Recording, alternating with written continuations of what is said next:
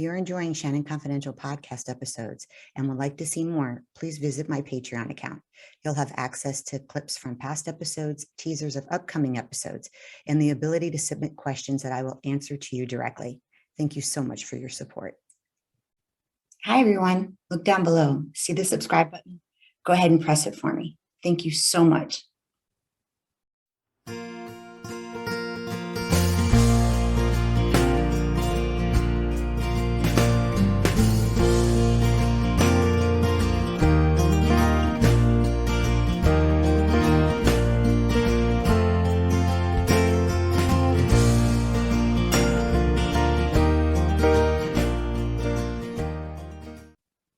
Hello, everyone. Welcome to Shannon Confidential. I am Shannon, your host, and Shannon Confidential is a podcast about life, love, and everything in between. Today's in between, we are going to crush it. We're going to be talking with Austin, and you're just going to get so much out of this guy. He's very, very focused, very goal-driven, if you can't tell by his new book behind me, Crushing Your Goals. And what I love about it is he used the term perfection paralysis. Have we all had that?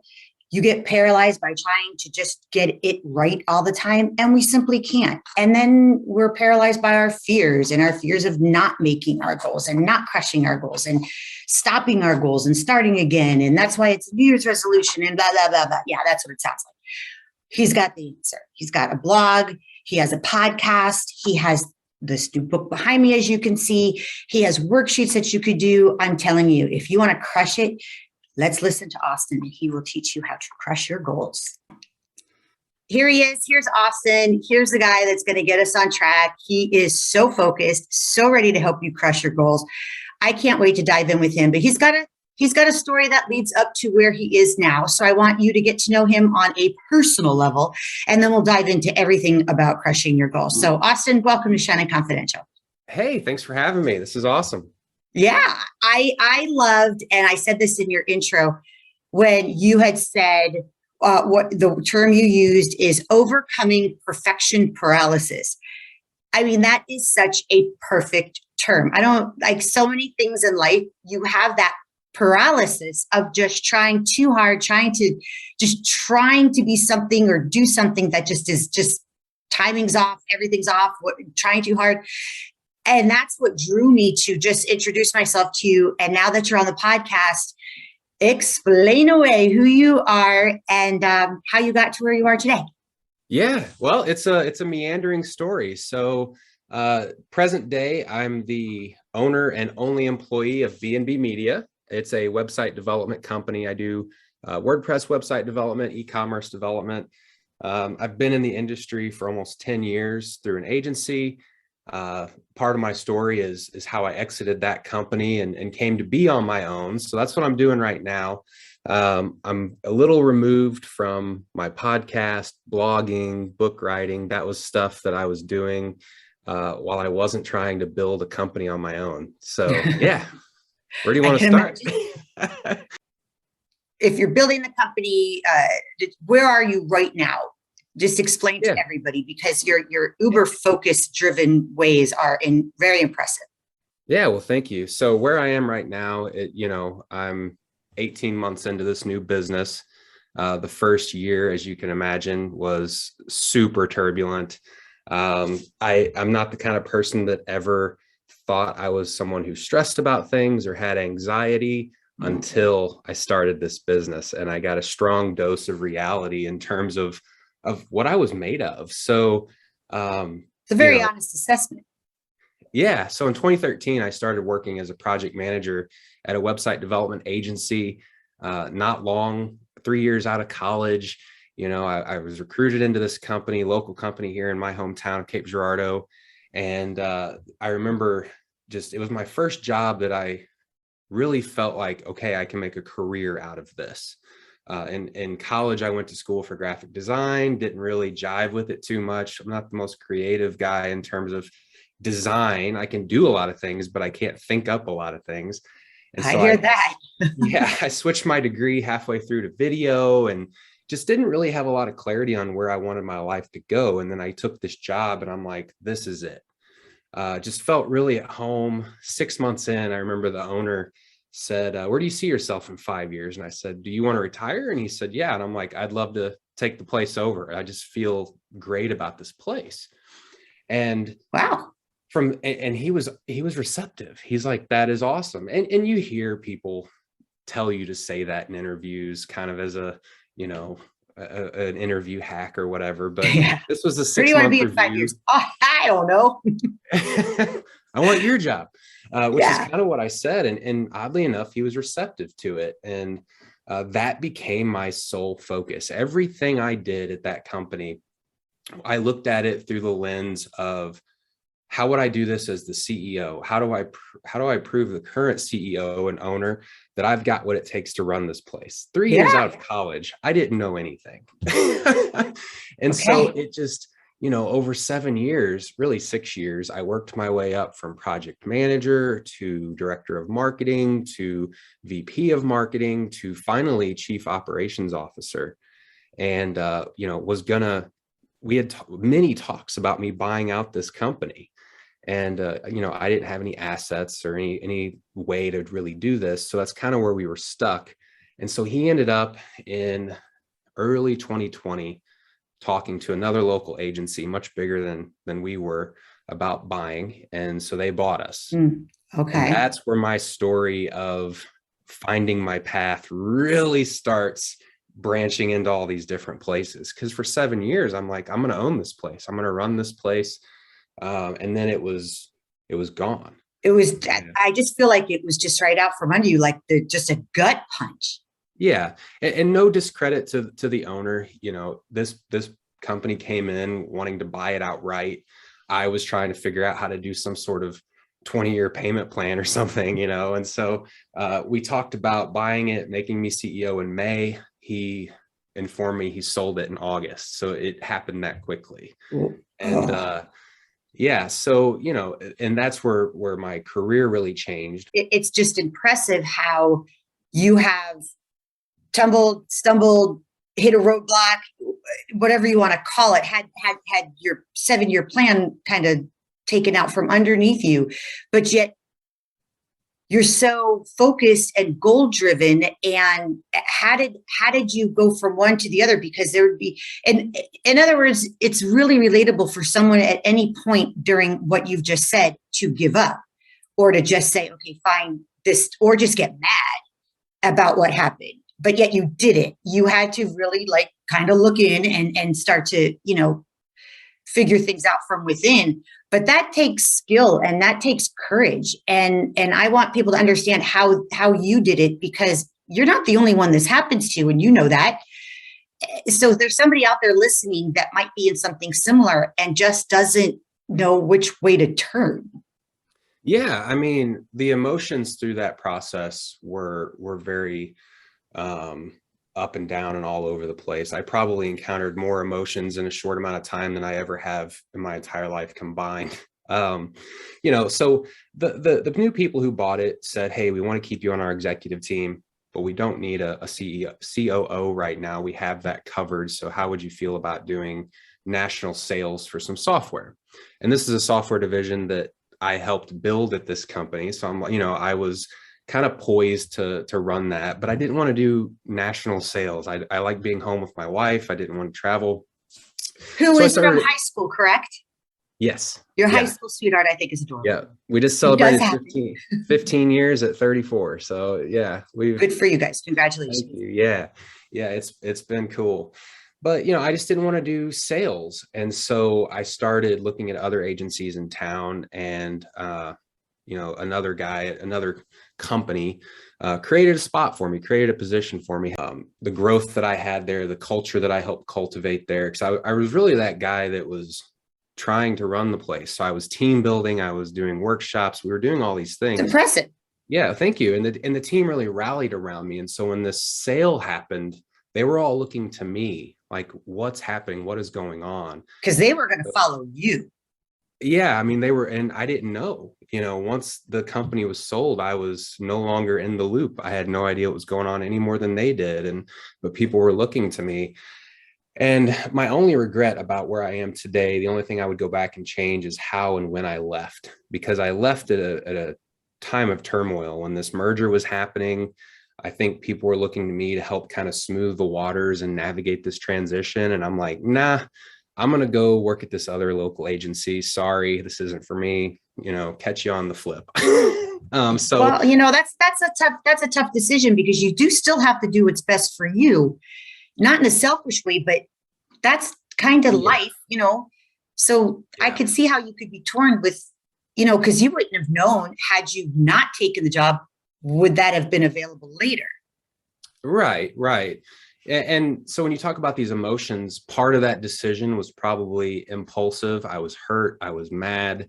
Had this 7-year plan that was just yanked out. And I'm like, I'm out of here. And I feel bad for leaving the team that I helped cultivate in that situation. Though they all thrived and are doing well now. I've kept up with all of them. But I switched to that other company, and 4 weeks in, COVID hit. And the position, you have to laugh when that's said it's like it affected so many people. It did. And the company I left, because the software division that I helped build, they thrived through COVID. And the company that I left to go to that created a spot for me is like, hey, all this team building, culture building, leadership we wanted you to do is important, but we need you to transition into software sales. And I'm like, that's what I just left. Oh my God. The difference was this company was trying to create a new product during COVID and sell something during COVID that was not at all a product that they had been working on, for a long time. So they didn't do any product market fit. Do people want this? And so I'm trying to sell something when people are slashing budgets that just can't be sold. And I don't want to do software sales. And so that was February, March 2020. I left there to start B&B in October. And that was the most miserable I have ever been in a career in my life. Coming into a brand new position, COVID hits, people are slashing budgets. People are cutting marketing. The company is hurting, and we're scrambling to figure out what to do. And I was learning a new company, a new team. And so that's when I really came to grips with this idea of I'm not immune to stress or anxiety or horrible negative emotions, borderline depression.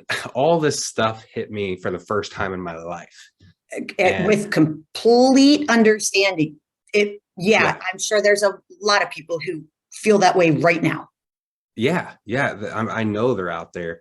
And I'm like, here I am, the guy that's been writing a book about goal setting, talking about clarity and coming up with a 5-year plan, and just almost in some naive way, oversimplifying how easy this is. And then my whole thing comes crumbling down, and I'm like, I don't have focus. I don't have clarity. I am stressed. I'm borderline depressed. Do not like this job. And they talk about imposter syndrome, right? You don't start something because you feel like an imposter. I kind of had that on the tail end. Like, okay, I've been teaching all this stuff, and now I'm just as lost as the next person. Yeah, I can't practice what I preach right now. Yeah, and that's how I felt. And, it's all been great since then. I've started this website development company. I have over 150 clients in 18 months. Congratulations. Starting to onboard. Thank you. Starting to onboard some part-time help. But man, that first year of getting this thing going, high highs, low lows, just all over the place. But I'm coming out on the tail end of that now. And I'm so excited to get back to, not that building websites isn't my passion, but getting back to teaching, goal setting, podcasting, blogging. I haven't done it now in probably 18 months, the time I've taken to start this business. And it's something that was hard to let go of because it was so near and dear to my heart, but I just didn't emotionally have the energy to put into those things. It was just like survival mode. Yeah. So explain how you had to go from deep within to pull it out to understand, I have to focus to get myself back on track. Yeah. The thing that was pivotal for me is blogging, podcasting, writing the book was all leading to what I was trying to cultivate as a career as a speaker and a coach. So I'm like, well, how am I ever going to sell somebody on hiring me as a coach if I've never had a coach? So whenever I was kind of languishing at the second agency, I thought I just need to hire a coach. So I talked to my wife about it. I had met this lady from Sweden on LinkedIn, and we had an introductory call. And I'm like, I need to hire her to help me become a coach. And so I hired her. And the first session, we're talking about becoming a coach and what I currently do. And quickly turns into a pseudo therapy session about this job that I'm just not doing well in, mental health issues, just not thriving. And she's like, well, before you can become a coach, we need to get you out of this job. And I'm like, well, I just can't do that. I got to have an income. And part of my salary negotiation was a guaranteed year-end bonus. And so I said, I'd really like to leave, but I've got 3 months to see if I'm going to get this or not. And she's like, why don't you just ask? Because you might be waiting around for no reason. So I approached the owner and I just said, hey, I know the company's hurting because of COVID, but is there any chance this year-end bonus is going to happen? He's like, I'm sorry, it's not. And so went back. Good ask. Huh?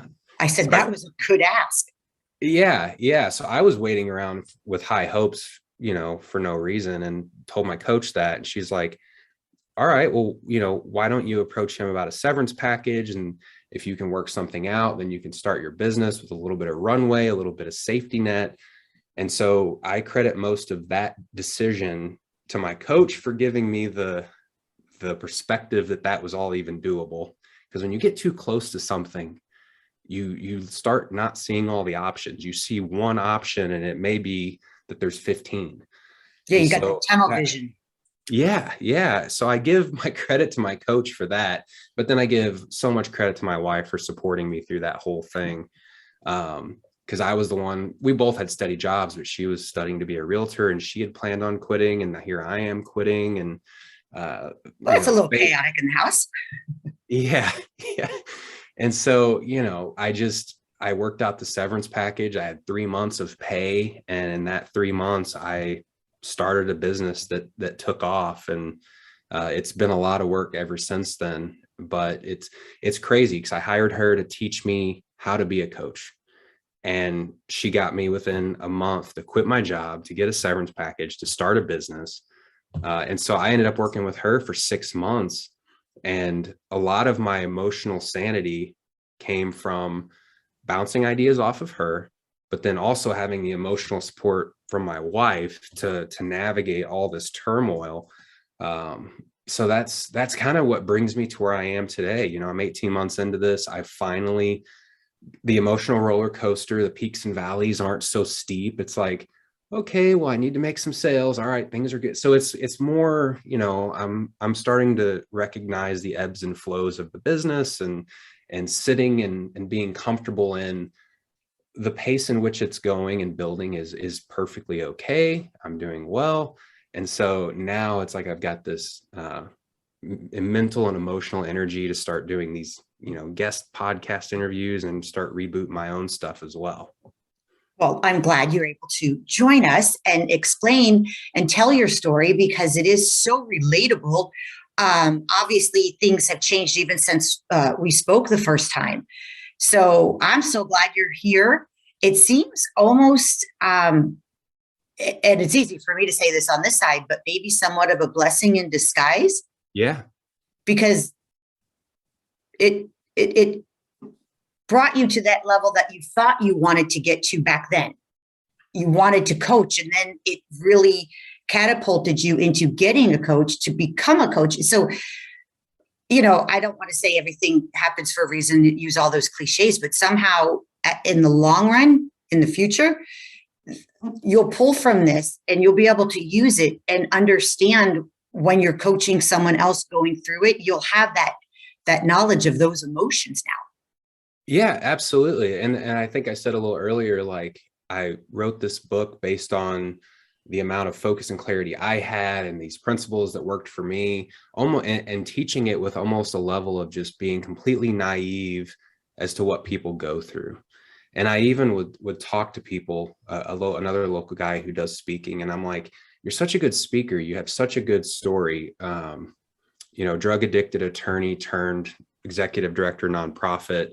Like he had such a transitional story that lends to what he was trying to teach. And I'm like, I don't know if I'll ever be able to be a speaker because I don't have that relatable story, that triumphant moment. So a few months into working with this coach and quitting my job, it dawned on me one day that that story, that transformation that I was missing, I was living. I'm like, I'm living right now the story that I'm going to tell later.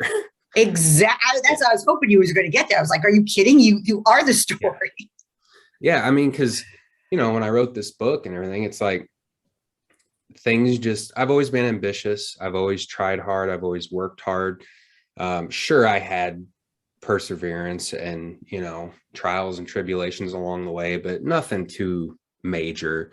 And so it was kind of easy for me to sit back and say these things. And then the universe gives you a huge dose of reality and you can let that crush you, which I did for a while, or you can step back and look at that and be like, okay, this is my story. I'm writing it daily, and hopefully this is now going to elevate me to a new level, to relate to people, to know what people are going through, and actually meet people where they are, rather than just saying, here's a book that's going to give you step by step on how to do this stuff. Which, don't get me wrong, I think the book's great, and I think it's a great resource.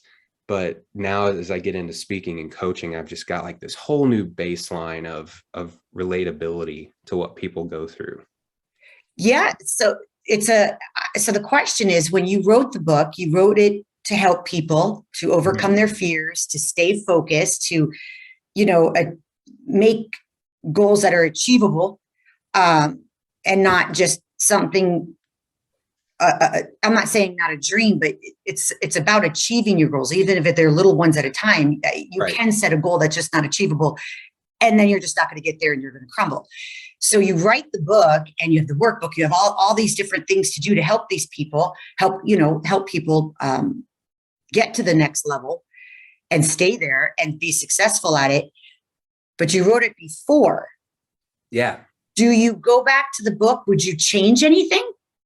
That's a great question. That's a really great question. I have revised it a few times, not since living through all of this COVID and job changes and new business and what have you. But yeah, I think in some ways, the next edition or the revised version would probably throw out some of my less impactful stories, let's say, because I do contrast like some struggles I've had and things in the book, but nothing comparative to what I've been through recently. So I think, to show people that I've walked the talk and doing all that stuff, I think I could definitely put in my current story. And I think that would make the book that much more powerful.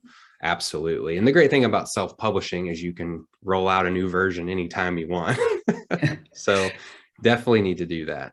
So your story changes, but the skills and the lessons and the workbook and the different points you hit, overcoming your fears, staying focused all year. Do those were true? Those stay the same? Yeah, pretty much. I think it's one of those things where you can write it, you can teach it, but when you get too close to it can be hard to do. And I have a chapter in the book called Assemble a Support Team.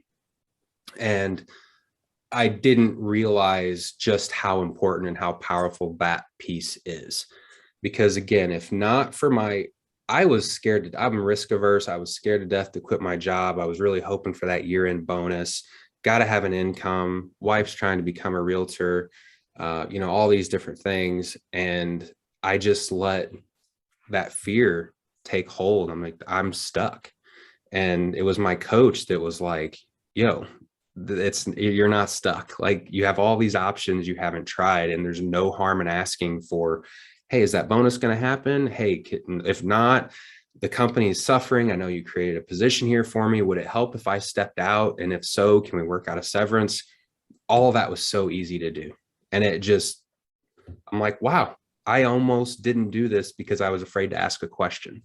So yeah, I think that the tips and strategies, if you do them, and I almost didn't do them myself, that's where that imposter syndrome comes in. It's like, I'm letting fear stop me in my tracks, and I'm telling people to ditch their fears and crush their goals, but now before I didn't have if somebody were to say, well, what's some fear that you've overcome? I wouldn't have had a good answer.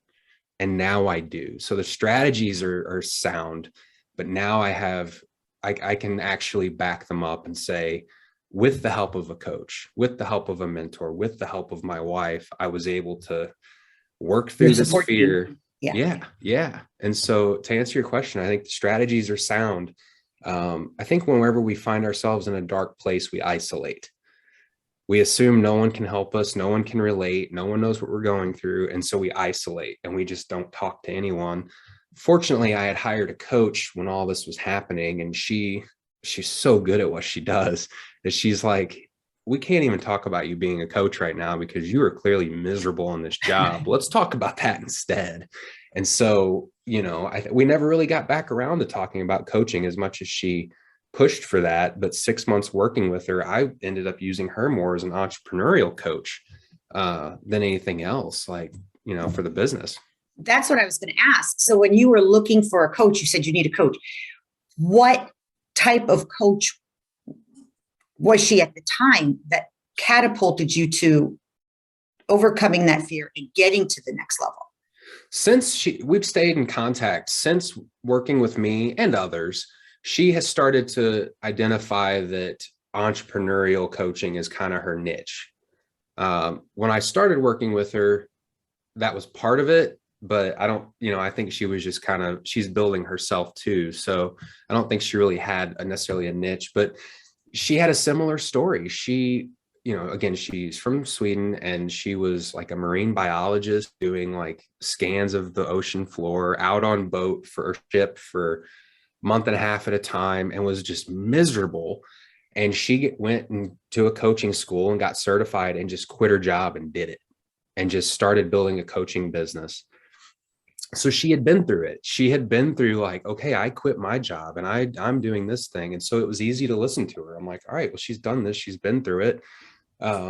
So yeah, now she's working more with like entrepreneurs who are just starting out and looking to grow. And she's putting together mastermind groups of entrepreneurs so they can all feed off of it and learn from each other. So it's cool to see her do that for sure. And it kind of gives me, because when I used to want to be a coach, I didn't know what kind of coach I wanted to be either. And so now it's made me, going through what I've been through, I can see myself coaching people through a similar situation. So all this life experience has actually given me a lot more clarity. For a long time, I had less.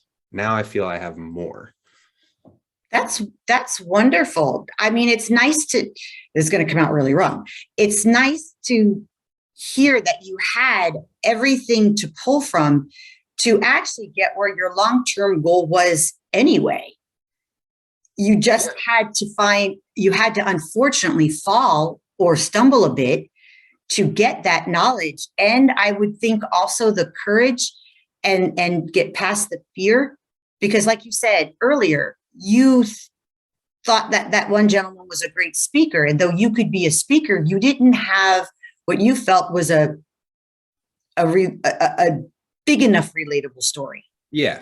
Exactly. So it's like, well, the only way I'm going to be able to become a speaker is if I fail at something, which is not something you went into it thinking, but in reality, a bit of failure, a bit of stumble, a bit of a roadblock, some fear and shock.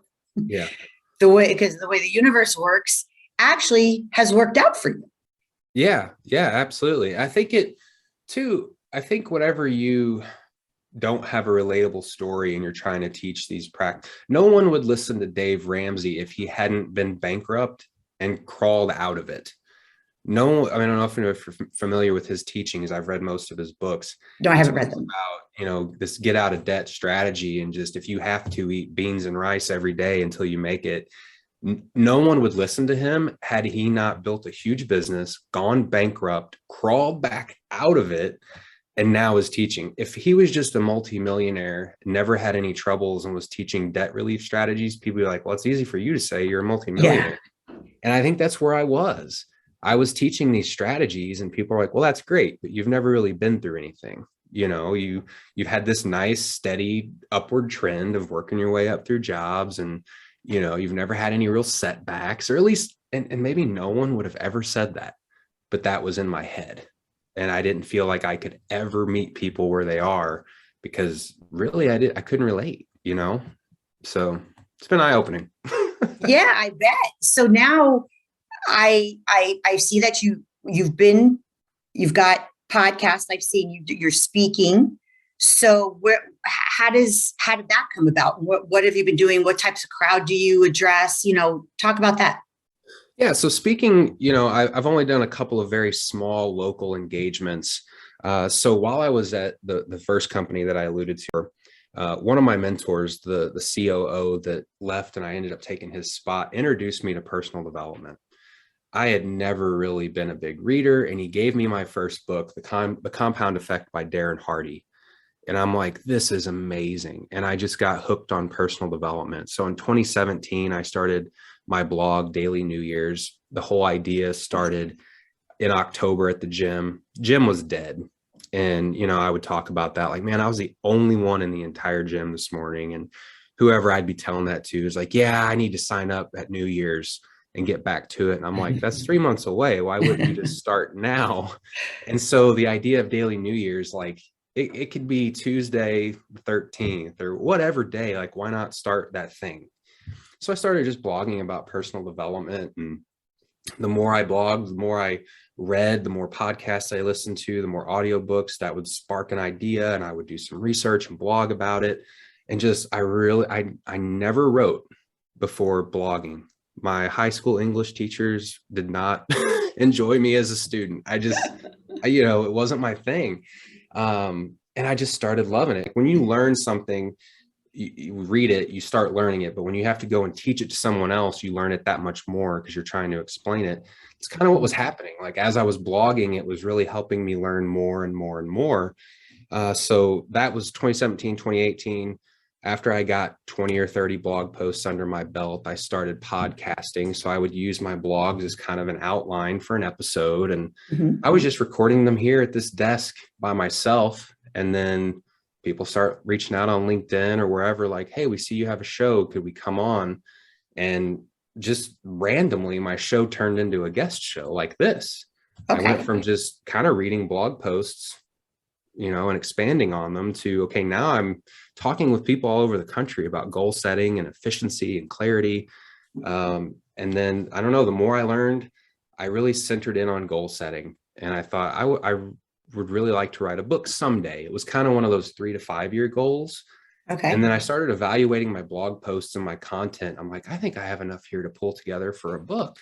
Again, being naive. I pull all that together and it's like 20 pages. But then I went to self-publishing school, Chandler Bolt. It's an online platform you pay to be a part of, and they help you self-publish your first book. And they guarantee it will be an Amazon bestseller or your money back. So, I'm like, well, this is a win-win. I either have a best-selling book or I get my money back. That's awesome. So I did that, and they really helped me flesh out the ideas and really expand upon this. And, I've got it here. I got the hardback. So it's 65,000 words. I never could have dreamed I would write that many words about any given topic ever. And I've got this paperback. It's, a workbook that goes along with it. My biggest thing about books is you read them and you're like, man, there's a lot of great ideas in there. You never really circle back to it. And so I wanted to change that. I wanted to be like, don't read this thing cover to cover. Read chapter 1, do the assessments, do the reflections, the worksheets. And then so just building on all this, over 3 years, that's when I was like, all right, I've got this book, I've got this blog, I've got this podcast. It's time to jump into starting speaking and starting coaching. And then that's where my story took a turn. So, but now that I've got this story, I can see myself finding audiences who are struggling, who may feel lost, and not sure where to go. I'm not sure where that audience would congregate in terms of speaking engagements, but I think that's the story I would love to tell as I get back into this thing. And hopefully you start speaking and you start meeting people who are like, you know what, you've been through it. We'd love to have you coach us through it. So yeah. I love the whole idea. Now, of course, I will hook everybody up to everything Austin. but tell everybody how they can reach you. Yeah. So, the cover of my book, you can see there behind you, says founder of dailynewyears.com. So after about a year of really toying with the idea of ending that brand or not, I did. My best friend still gripes at me for doing that because he loved the concept of Daily New Year's. But, now that I'm into goal setting, coaching, and trying to get into these other things, just clarity, focus, I thought the Daily New Year's brand was too limiting, it was too cornered. And so now it's just austinbollinger.com. All of my blog posts have been moved there, my podcast episodes there. I do have some online courses I filmed that I'm going to be rolling out there as well. So that's kind of my central hub. So if you do go to dailynewyears.com, it'll bounce you over. Okay. Yeah. Okay. So now I would take it what you're trying to do now is you'll do a little upgrade on your book, but get out there and tell your story. And you really want to get into coaching. I mean, you keep going back to it. I think that's something you really want to do. Yeah, it's one of those things. I think Seth Godin says, if it scares you, it's something you should probably do. And coaching does scare me a little bit, especially whenever I hired my coach. Again, going into it with just like this overconfident level of just being naive. I thought it can't be that hard. But then seeing her kind of crack me open like an egg and just get things to pour out of me, just have new ideas, new perspectives. I'm like, okay, she's skilled. Like, not anyone can just do this. So now I do have some level of intimidation about getting into coaching, but there's only one way to learn, and that's to do. At least for me, I think, and because I've taken online courses and stuff, but I just have to work up to that first client and dive in. So I think it's going to be a lot of work. So right now I'm trying to, because B&B Media is 100% me, sales, accounting, website development, the whole nine. And so I'm working really hard to record training videos, to onboard some part-time help. I feel like if I can get down to working 1 or 2, 3 days a week, then I'll be able to start entertaining bringing on clients, because I don't want to have a setback in my primary business trying to start a second one. But yeah, it's definitely something I want to do. I just need to, continue to chip away at this other business and automating it a little bit. Yeah, it definitely sounds to me, whether it be with the coach that you worked with, what you were going through at the time, what you're going through a little bit now, how you want to, grow and expand. I would imagine that you're going to realize the hardest thing to, or at least it seems to me, is getting through someone's fear of asking the question, fear of leaving, fear of going into something new, fear of trying something new, fear of believing in yourself that you're capable of doing something new. That is truly a mind killer. Yeah, absolutely. And Katie, my coach, she even talked about, like, as a coach, you can kind of decide what kind of clients you want to work with, and then have that first interview and kind of pre-interview people and see if it's going to be a fit before you just dive into it. I'm sure if she would have met with me the first time and I had approached her about, quitting my job and talking about all this fear, and had no track record of being resourceful and ambitious, because I told her my whole story and everything, she probably would have been like, this guy has too much going on. Like, because we even talked about the difference between like coaching and therapy. Well, I just love listening to you. I know you're probably not going to see it this way, but you have each and every time put your boots on and got yourself out. Yeah. And had to create and build on your own. You didn't just rely on anybody to just help you or give you a job or provide income. You really are more courageous than you think you are. And that's, again, when I was in that, I call it the valley of despair. That's what I call it. When I was in that valley of just despair and just sadness and darkness, I forgot how resourceful I can be. And I think when you just get down, it's hard to remember what you're capable of, sometimes. Well, you should be very, very proud of yourself, Austin. I have to tell you, that's one of the things, and I didn't even know the other parts of your story that I thought from the beginning was incredibly relatable because so many people that I've known have gone through that. I quit my job. I wasn't always doing this. I quit my job because I was not happy and decided, okay, I'll just get another job. Well, then the world decided to end, and Yeah. no one was hiring. What are you going to do? So I was like, well, I know how to do this. I can do it. Let me just figure out how to do it. And so I had to learn it. So sometimes it's the bad that make the good even better. Yeah. I like that. So Yeah. I'm That's proud of awesome. you because I know that moment that, oh shit, did I do the right thing? And then as things get better and better, even though you look back a little bit with going, oh, I don't know, there's no regret, at least on my part. There's still no regret. I Yeah. could have done without the fear after it, but there's no regret. Yeah, it's very similar. When I left the first company to go to the second one, and then COVID hit, and I'm finding myself doing work that I didn't enjoy on a product that didn't exist, and we're trying to build it and sell it in a crazy time. I had those thoughts like, what have I done? I was the number two guy at this company that was just bought. The company that bought us was very much wanting to make me an integral part of the team.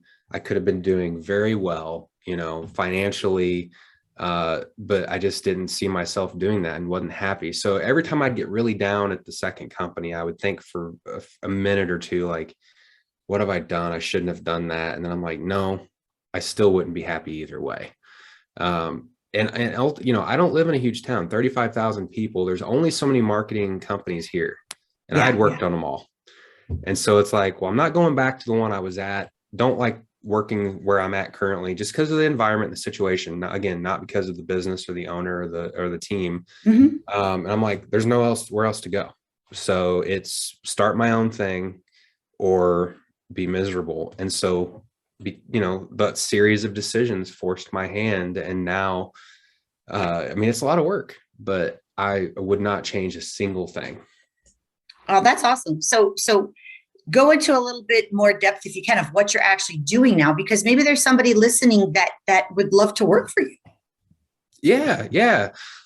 So B&B Media, I actually started the LLC to publish the book. B&B is both my mother's maiden name and my dad's name. They both started with B. I thought that's a cool way to pay homage to both parents. So it's Nice. B&B Media. But I primarily do website development and search engine optimization. With website development comes e-commerce. I do not, the first year I tried to do too much Facebook ads, Google ads. I've learned very quickly which services I don't do. I'm not a marketer. I'm a website developer with, programming and graphic design experience. So, Okay. but with my blog, I had done so much SEO research that I had started a blog with no credibility, no domain authority. I don't want to get too tech talk on you, but and I'm ranking on page one of Google for a lot of high value keywords, and my traffic was flat for like a year and a half, and then it just went like this. It's no millions of views or anything. It's tens of thousands a month, but Still, um, be proud. I had learned kind of a recipe for search engine optimization, so that's something I do for my clients as well if they're interested. Uh, I build mostly on WordPress. I don't get too fancy, which is Okay. kind of what sparked my idea for this business because there was a huge hole in our local market on high quality, affordable websites. So, I use WordPress themes. I don't design and build. I buy a theme that matches the client's brand, and then I Mm-hmm. do content layout, and help them really pull it all together. It's been going really well, and I work with all kinds of industries, industrial manufacturing, factory type stuff. I do a lot of nonprofit, do a lot of local clinics and healthcare, and then just random stuff in between, just all kinds of. So it's really neat. It gives me a variety of work. I love this. You're also, in a way, you're giving back to your community, people out there, because there's a lot of people out there. I know when I first started doing this, I thought, okay, I need a website. Uh-oh, what do I do now? So there is a need, especially since we're in a world where everybody is starting to realize, as you did or as I did, that, I don't know if just the entrepreneurial mind just exploded, but people going out on their own, people are good at what they do. They're not necessarily good at everything. And websites Right. building was not me. I knew my vision, but I wouldn't have even known where to start. And so it's a necessity. And I think and believe it or not, just having a website is so rewarding when you're trying to start out all on your own. It's just such a motivator that, wow, I have a website, I can do this. It's a really good feeling. So you're helping people also grow a business. So I just think it's a great thing you're doing. Yeah, well, thank you. I never had time to come up with a mission statement or a vision for the future. So that's actually something I'm, reading some business books and diving into. But part of my mission has always been to provide high quality websites at an affordable price. But I try to be a good fit for as many people as I can be without running myself ragged. But it does feel good whenever people come and tell me like, hey, what would you quote for this? And I give them a quote and they're like, oh my goodness, we just got another quote for 13 grand. This is, and I'm not trying to undercut the local economy and the local market either, but it does feel good to be able to stretch people's budgets further, because if you're starting a business, you need business cards, you probably need a storefront, you need radio play, you need all these things. You can't spend your entire budget on a website. That's just the central thing that ties everything together. You shouldn't spend everything there. So I don't know. That's just been kind of my driving mission, is just to, be a good resource for people. You're a very humble, honest person. And it's just nice to hear, doing these interviews, doing the different podcast interviews. I meet so many people, and the people who really stick with me are the ones that really have such a positive message, a positive outlook. They didn't always come from like they've had one thing or another that got them where they were. Yeah. But they didn't get to a point and then all of a sudden became a me person. It was because of all of that made them humble, and I still believe, like you're doing, you're trying to do a service. You're not trying to stick it in and make as much money as possible. Like you have a lot of heart, Austin. Well, thank you. That means a lot that you said. It comes out. Yeah. Well, I appreciate it. I mean, I've always said, it takes a lifetime to build a reputation. It takes 5 minutes to destroy it. I'm not the first person that said that. I don't know where I heard it, but everything I do, I'm like, it's got to be honest. It's got to be with integrity, because small town, you do somebody wrong one time, your whole business could be done. And so, not that I would ever try to slip one by people. It's just integrity is too important. And you just don't hear that. I think there's people who don't even know how to spell the word. It's so refreshing to hear that someone puts their character and their name behind something with some value. Yeah, absolutely. And it's important. Very important.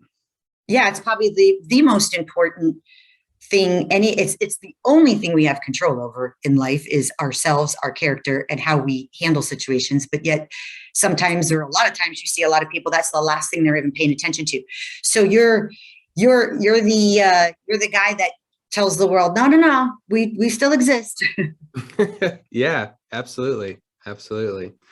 So yeah, I mean, as I start getting more comfortable, I've got just a backlog of blog ideas, even from a year and a half ago, blog ideas I never ended up getting time to write. So I keep telling, my local group that I'm a part of, I actually just came from there. We meet every week just to prop each other up, support each other, help each other with what we're going through. And they're like, you've been getting back to blogging for months. When are you actually going to get back to blogging? Like, so close. But yeah, I love that. And it's kind of cool too, because I built my first blog. I spent hundreds of hours building and writing and building and writing.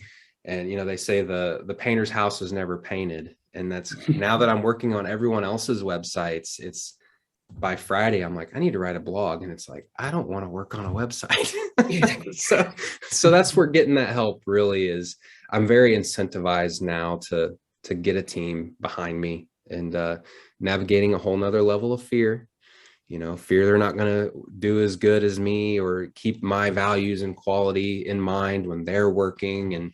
But you got to do it. You got to build it and trust people, and instill those values in them as well, not just create task doers, and so that'll be another hurdle to get over, but I'm looking forward to it. I have a funny feeling, Austin, you're going to get over it just fine. Just don't forget about people like me that interviewed you. Say, Austin, I remember you. And yeah, no, I'll never be too big for my britches. My wife won't let me. She's a good woman, and you're a good man. So She you is. guys are probably She's a very lovely good. couple. Thank you. Yeah. No, if I ever even say something borderline, she'll be like, Bollinger. She calls me by where my you last came name. from. Yeah. Because we're just a couple of, we come from a little town of 1,200 people, and moved to Cape Girardeau. And I have a lot of ambitions, but, she's there with me, keeping me humble. I love it. I love it. So is there anything else that's next? Anything else you want to try to accomplish? I think that's it. That's it for now. Yeah, your to-do list kind of long. Yeah, no. And that's the thing. As much as I live in the future, and that's something I've had to come to grips with in this past year, is I think I fell so hard after my 7-year plan came crashing down. It's like, I got to remember to live more presently. I can't put all my eggs in some future basket. I do draw my power from the future. It's what motivates me and inspires me to keep, trucking on. But, living more in the present. And, if I were to share one last thing, because my best friend asked me this a couple of weeks ago, because I said, you just got to trust the process. And he said, but how do you do that when you're in the lowest low place? And I'm like, one thing my coach had me do is come up with little mantras and just post-it note them to my monitor, post-it note them in my truck, just put reminders on your phone that go off at set times. For a long time, I lacked motivation. So my mantra was fuel the fire. And so that would be on my monitor. That would be kind of everywhere. Just to remember to fuel the fire, do the thing that sparks the passion, to keep the motivation alive, to then do the things you may not be too motivated to do. I had a post-it note for a long time that just said, you are resourceful, because she helped me kind of realize that. And I'm like, I have to remember that. So he asked me that the other day, and I'm like, man, just put post-it notes everywhere, just little reminders, little mantras, little reminders that, whatever it is you're working through, come up with something that inspires you to keep dealing with it or to keep working through it. So, yeah. That's a great message. And we'll end it on that. What a lovely, lovely message. Just remind yourself how good and how capable you are. And we all are. Just sometimes we have to remind ourselves of that. Yeah. Or get someone you love and trust to help you see that again, see that side of you again. Because when you get low and negativity starts running rampant in your brain, it's something that's hard to shake loose. It's hard to bring yourself out of the fog. So don't isolate. Surround yourself with people that will help prop you up. That's a wonderful message, Austin. And I can't thank you enough. I hope this message affects so many people out there that feel a little stuck, a little scared, a little in their own heads, and it helps them, just give them just that one little boost to get out. And what a positive message to end on. And I'm so appreciative. Thank you again for being on Shannon Confidential. You've been such an inspirational guest, and I really appreciate it. Well, thanks for having me. I hadn't done one of these in so long. I was almost a little not nervous, but I'm like, man, I hope I don't, forget something, but it's my story, it's all, it's all there. It just may not be in chronological order. But it's been really refreshing to get out here and do this again and to chat. And I love what you're doing. It's awesome. I'm glad to be a part of it. Thank you.